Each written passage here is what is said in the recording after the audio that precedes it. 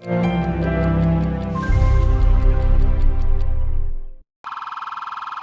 protesters, inflamed by Brazil's recent electoral results, blocked highways in more than 200 locations, far-right President Jair Bolsonaro broke his silence Tuesday, but avoided conceding defeat to leftist Luiz Inacio Lula da Silva. Speaking to the public for the first time since losing Sunday's runoff election to former President Lula, Bolsonaro said the protests were the fruit of indignation and a sense of injustice over the vote. But the president, who has made baseless claims the electoral system was open to fraud, said he will let Brazil's constitution lead him. As long as I am president of the republic and a citizen, I will keep following all our constitution's mandates. It's an honor being the leader of millions of Brazilians. And without admitting defeat, Bolsonaro walked away.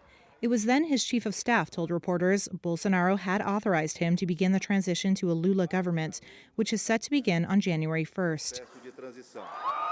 Lula's victory represents a stunning comeback for the 77-year-old who spent 19 months in jail for corruption convictions before they were annulled last year.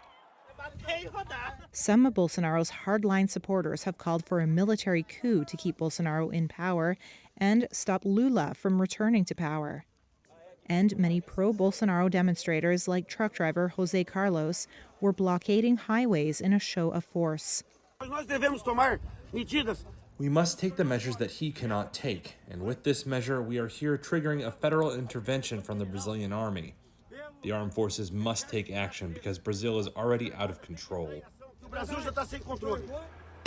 In Sao Paulo, police fired tear gas and rubber bullets to break up a demonstration after the governor and the Supreme Court ordered police to remove scores of blockades that have affected the transportation of food and fuel, as well as Brazil's ability to send grains to port. Lula has vowed to overturn many of Bolsonaro's policies, including pro-gun measures and weak protection of the Amazon rainforest. Former Israeli Prime Minister Benjamin Netanyahu seemed set to return to power after exit polls showed his right-wing bloc winning a narrow majority in Israel's parliamentary elections on Tuesday. Israeli television projected that the man known as Bibi, who was already the country's longest-serving prime minister when he was ousted last year, appeared to command 61 to 62 seats in Israel's 120-member Knesset. The contest was Israel's fifth parliamentary election in 4 years. Despite what some have dubbed election fatigue, voters turned out at levels reported to be the highest since 1999. The contest seems to end the brief premiership of Yair Lapid, who brokered the coalition that toppled Bibi in 2021. His centrist camp was projected to win 54 to 55 seats. He campaigned on his stewardship of Israel's economy and diplomatic advances with Lebanon and Turkey.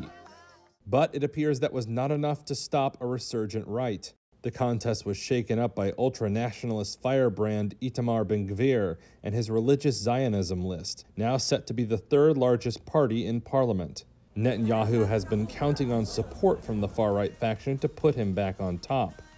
A series of Palestinian militant attacks on Israeli civilians and soldiers focused voters' attention on security, and Netanyahu has long fashioned himself as among the most hawkish leaders in Israel's history. U.S. stocks closed lower for a second straight session on Tuesday after data showed job openings unexpectedly rose in September, suggesting that demand for labor remains strong despite the Federal Reserve's interest rate hikes intended to cool demand and bring down inflation. That dimmed investors' hopes that the central bank might ease up on its aggressive plan. The Dow fell about 0.25%, the S&P 500 lost 0.4%, while the Nasdaq ended slightly less than 1% lower. Tyler Ellegard, an investment analyst at Gradient Investments, said Tuesday's strong labor market data known as the JOLTS report, or Job Openings and Labor Turnover Survey, solidified an expected 75 basis point rate hike from the Fed on Wednesday. There's a lot of uncertainty still. You still have the Federal Reserve. They're meeting this week, so we'll have that decision here shortly. The market's anticipating a 75 basis point hike. I mean, at this point, there's no reason why they wouldn't with all the different economic items that they've had.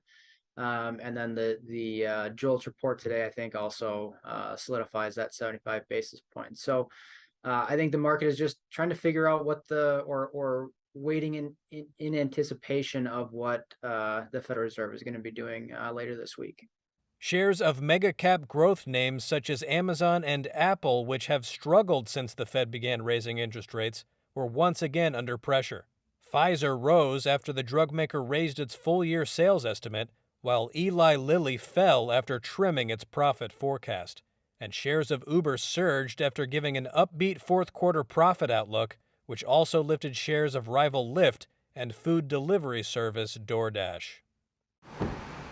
The man charged with breaking into U.S. House Speaker Nancy Pelosi's San Francisco home and bludgeoning her husband in the head with a hammer pleaded not guilty on Tuesday to charges including attempted murder. Making his first court appearance since Friday's attack, defendant David DePape appeared with his arm in a sling. His lawyer, a public defender, said the 42-year-old suspect suffered a dislocated shoulder when he was arrested. Along with attempted murder, DePape is facing state charges that include assault with a deadly weapon, burglary, and elder abuse.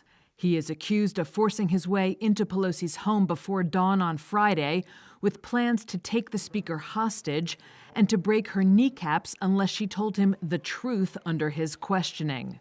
She was in Washington at the time. The intruder instead confronted her husband, Paul Pelosi, who managed to slip into a bathroom to call 911 from his cell phone. Arriving minutes later, police witnessed the two men struggling with a hammer before the intruder grabbed the tool away and struck Paul Pelosi over the head. The 82-year-old real estate and venture capital executive has since undergone surgery for skull fractures and injuries to his hands and right arm and remained hospitalized on Tuesday.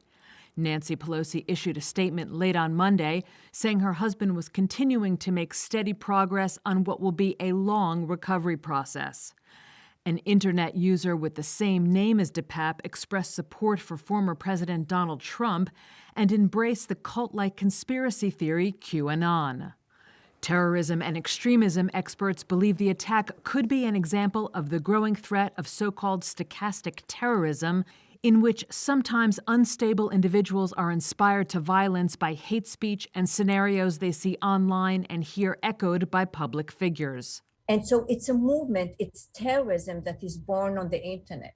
Rita Katz is the founder and executive director of Site Intelligence Group, which researches online extremism. She says if this kind of online rhetoric is not stopped, more political violence will ensue. Whether it's Pelosi or other targets of these conspiracy theories.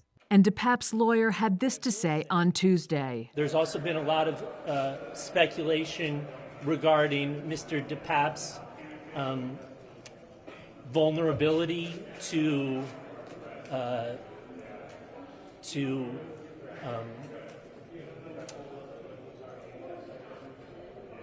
misinformation,